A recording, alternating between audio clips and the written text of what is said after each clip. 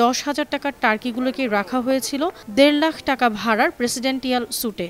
Willard intercontinental হোটেলে বিশাল সেই স্যুটে, যেখানে সাধারণত রাষ্ট্রীয় ভিআইপিরাই থাকেন।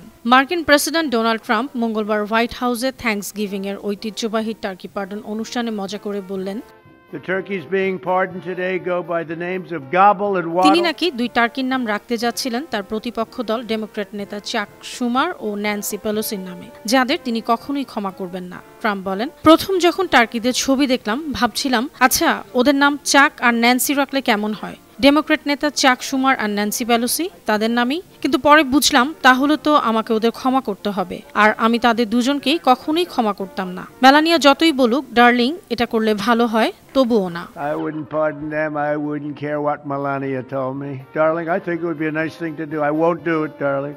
এই বার্ষিক অনুষ্ঠানটি হোয়াইট হাউসের দীর্ঘদিনের একটি ঐতিহ্য। থ্যাঙ্কসগিভিং এর কয়েকদিন আগে প্রেসিডেন্ট নির্দিষ্ট টার্কিগুলোকে ক্ষমা করেন, যেখানে সাধারণত এই অনুষ্ঠানের সময় ডিনারে টার্কির রোস্ট পরিবেশিত হয়। টার্কিগুলোর সামনে দাঁড়িয়ে ট্রাম্প আবার হাসতে হাসতে বলেন, এদের আকার তো রেকর্ড ভেঙেছে। এত বড় টার্কি আমি আগে কখনোই দেখিনি। এরা কি হিংস্র? আমি কাছে গেলে আক্রমণ করবে না তো? যদি করে তাহলে আমি এখানেই দাঁড়িয়ে থাকবো। Are they violent at all? Will they attack as I walk over? Because if they were, I'll stay right up here. So once again, Melania, thank you for doing such a great job and being such a great First Lady.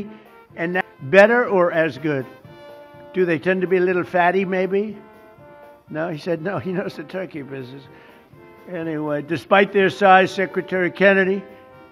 এরপর তিনি দুই টার্কির দিকে ইশারা করে ঘোষণা করলেন, আজ যাদের ক্ষমা করা হচ্ছে এরা হলো গাবল আর ওয়াডল। এ সময় জানা যায় দুই টার্কির একজন ওয়াডলকে নাকি খুঁজেই পাওয়া যাচ্ছে না, তাই ট্রাম্প শুধু গাবলকেই ক্ষমা করতে পারছেন। তিনি বলেন, কোনো সমস্যাই নেই, আমরা ধরেই নিব যে ওয়াডল এখানে আছে। And now let's go and give Gobble, Waddle. Waddle, by the way, is missing in action, but that's okay. We'll pretend Waddle is here. The gift that they've been waiting for. And I'll move over and I will just say very nicely, Gobble, your pardon. Come on, let's say it in front of Gobble. Thank you very much, everybody.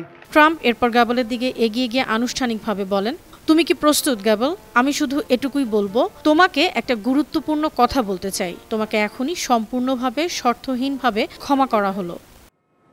Gobble, I just want to tell you this, very important. You are hereby unconditionally pardoned. He said, praise the Lord. Praise the Lord. There you go. You're right.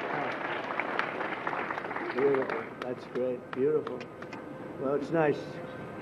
Who would want to harm? Trump শেষবার Thanksgiving turkey ক্ষমা করেছিলেন 2020 সালে। তখন তিনি corn ও কাপকে dinner টেবিলের menu হওয়ার হাত থেকে বাঁচিয়েছিলেন। বার্তা সংস্থা এবিসি জানিয়েছে, নর্থ ক্যারোলিনা থেকে আনা বিশাল সাদা পালকের টার্কি দুটোর এক একটির ওজন 23 কেজি। বাজার দর হিসাব করলে দাম মাত্র প্রায় 10,000 টাকার মতো। কিন্তু মজার ব্যাপার হলো, মোটামুটি 10,000 টাকার টার্কিগুলোকে রাখা হয়েছিল 1.5 লাখ টাকা ভাড়ার প্রেসিডেন্টিয়াল স্যুটে।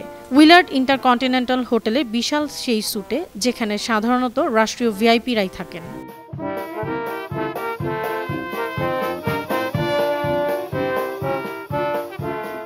অনন্যা চৈতি, আন্তর্জাতিক ডেস্ক, বানো টিভি।